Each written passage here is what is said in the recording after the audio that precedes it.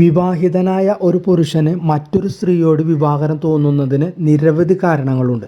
അതുപോലെ തിരിച്ചും വിവാഹിതരായ സ്ത്രീകൾക്ക് മറ്റൊരു ചെറുപ്പക്കാരനോടോ അല്ലെങ്കിൽ വിവാഹിതനായ പുരുഷനോടോ ഇഷ്ടപ്പെടാനോ ആയിട്ടും ചില കാരണങ്ങളുണ്ട്. പക്ഷേ ഇവരെ രണ്ടുപേരുടെയും പൊതുവായ കാരണങ്ങളിൽ വ്യത്യാസങ്ങൾ ഉണ്ടായിരിക്കാം. പക്ഷേ ഇവിടെ നമ്മൾ ഈ വീഡിയോയിലൂടെ പറയാൻ പോകുന്നത് വിവാഹിതനായ ഒരു പുരുഷന് മറ്റൊരു സ്ത്രീയോട് വികാരം തോന്നുന്നതിനുള്ള കാരണങ്ങളാണ് പറയുന്നത്. ഇവിടെ നമ്മൾ ആരുടെയും പക്ഷം പിടിച്ചല്ല സംസാരിക്കുന്നത്, യാഥാർത്ഥ്യമായ കാര്യങ്ങളെക്കുറിച്ചാണ്. ഒരു നല്ല ഭാര്യയോ ഭർത്താവോ ലഭിക്കുന്നതിൽ അല്ല, നേരെ മറിച്ച് നമുക്ക് എങ്ങനെ നല്ല ഒരു ഭാര്യയോ ഭർത്താവോ ആകാൻ സാധിക്കുന്നു എന്നുള്ളതാണ് ജീവിതത്തിൽ ഒരു സംതൃപ്തി ഉണ്ടാക്കുന്നത്.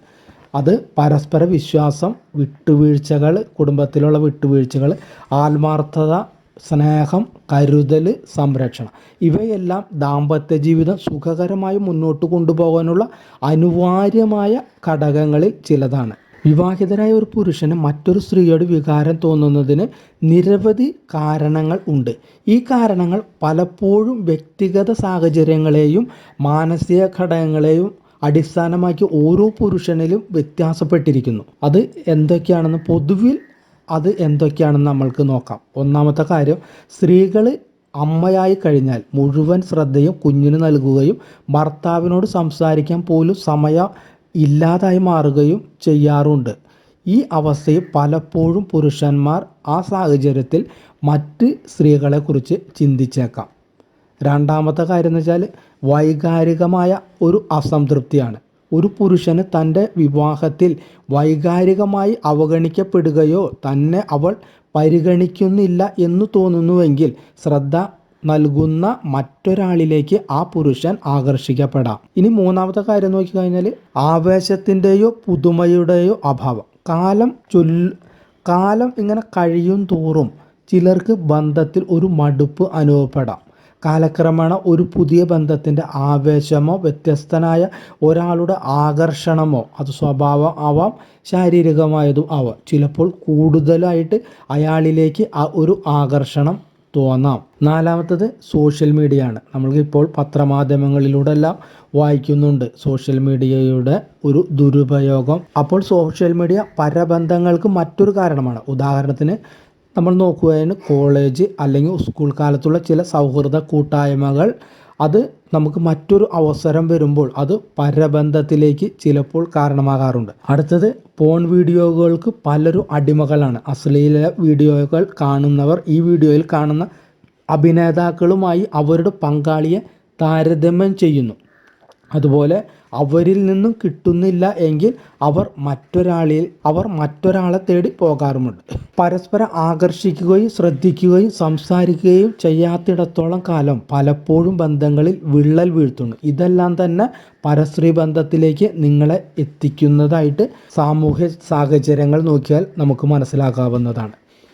അടുത്തത്, പരസ്പര വിശ്വാസം അത് നഷ്ടപ്പെടുമ്പോൾ പിന്നീട് ഒരുമിച്ച് ജീവിക്കുക എന്നത് വളരെ ദുസ്സഹമായിരിക്കും. ഇത്തരം അവസ്ഥയിൽ സ്ത്രീകളിലേക്ക് ആകർഷപ്പെടാൻ സാധ്യതയുണ്ട്.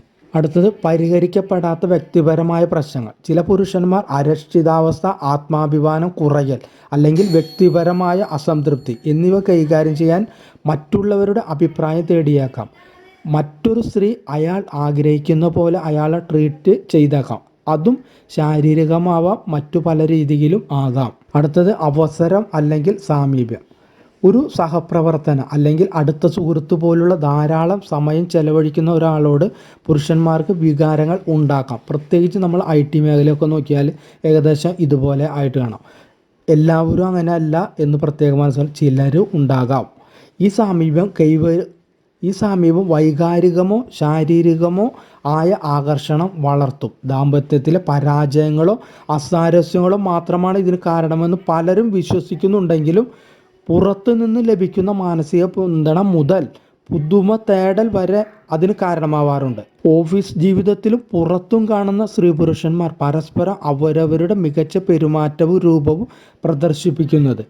പരസ്പരം കേൾക്കാനും ആശ്വസിപ്പിക്കാനും ഇരുവരും തയ്യാറാവും. പരസ്പരമുള്ള ആശ്വാസമാകലിൽ തുടങ്ങുന്ന സൗഹൃദം പ്രണയമോ ക്രമേണ ശാരീരികമോ ആയി പരിണമിക്കുകയും ചെയ്യാം. അടുത്തത് മിഡ് ലൈഫ് പ്രതിസന്ധി അല്ലെങ്കിൽ സ്വയം പ്രതിഫലിപ്പിക്കൽ. ചെറുപ്പത്തിലുള്ള വിവാഹവും ഈ സമയം ഇരുവരിലും ഉണ്ടാകുന്ന പക്വതക്കുറവും പിന്നീട് പ്രശ്നങ്ങൾക്ക് തുടക്കം കുറിക്കുന്നു. ഇത് വഴി ബന്ധത്തിൽ അകൽച്ച വരികയും അത് പിന്നീട് വിവാഹേതര ബന്ധത്തിലേക്ക് എത്തിക്കുകയും ചെയ്യുന്നു.